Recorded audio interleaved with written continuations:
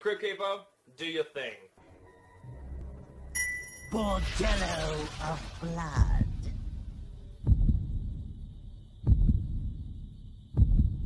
So the story of this movie is that Vincent is on his little mission to go and find this evil bitch-faced lady vampire from hell named Lilith.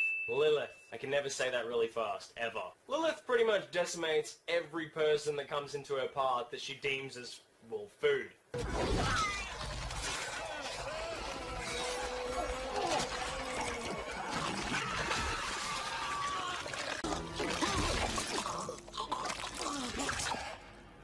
Except for vegetarians. For some inexplicable reason, she just doesn't like that shit at all. Vegetarian. Another vegetarian. I hate vegetarians. Skipping forward a bit, we get introduced to Caleb and Catherine, brother and sister. In one hand, Caleb is like this gothic, punk, rebellious metalhead, whilst his sister Catherine is just this god-loving, sex-hating Christian who still actually wants the best for her brother. Caleb, look. Don't go out looking for trouble, okay? Stay home, please. What are you afraid of? Are you afraid that maybe I'm gonna go out and have some fun, for God's sakes? Oh, I know what it is. You're afraid that maybe I'm gonna be sentenced to hell. Well, I got news for you, sister. I'm already in hell. So one night, Caleb goes out to a bar to have a few beers with his mates, talk about getting laid, throwing darts at his mates' nuts, you know, the usual stuff. What? Hey, $6 Hold on, wait. $6. We got $6 over here. $10. $10 fucking dollars.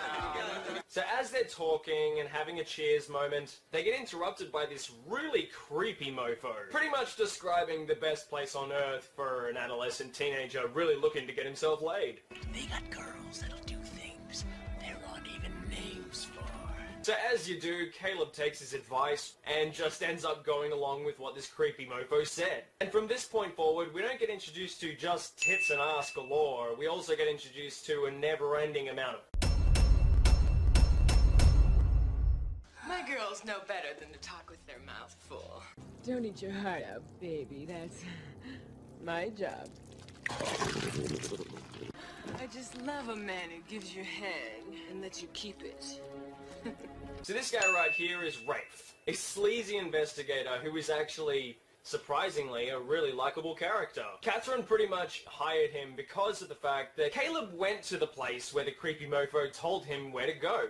That place turned out to be a vampire whorehouse. Yeah, that's right, a vampire brothel. Not only do we have vampires in this movie who are unbelievably hot, like nearly every single one of them, we have a vampire brothel.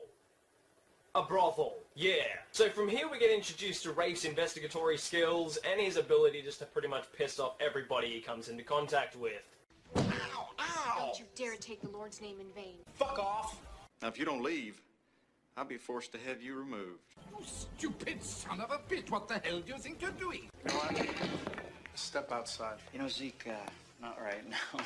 Just not in the mood for a blowjob. Whilst also slipping a little bit of sexy time in the side there as well, because, you know, you gotta have that.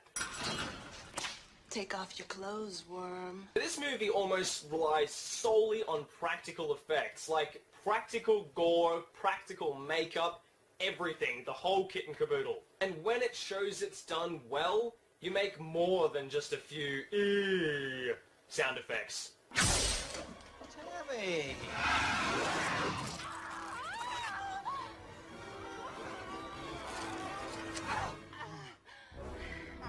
I grew up with movies like this, like horror movies and stuff like that. Like, I was introduced to horror movies at a very young age. I love horror movies. They're just like, they are the genre that I enjoy the most. At least when they were made, like, before now. So aside from its endless reminders that it is a 90s movie... If one member of the Addams family opens the door, I'm out of here. Its endless bad jokes... Sorry, I'm Mexican for lunch. And the story, the relatively terrible story, which, as the movie progresses, after a while, pretty much lacks thereof a story altogether. The 90s style charm that it does actually have and present to us, with its ridiculously stupid wit, but rather refreshing dialogue, and its not so terrible acting, is redeemed purely because of the fact that it's not supposed to be taken seriously at all. This movie was supposed to be totally for the fun, of having a horror movie that is fun.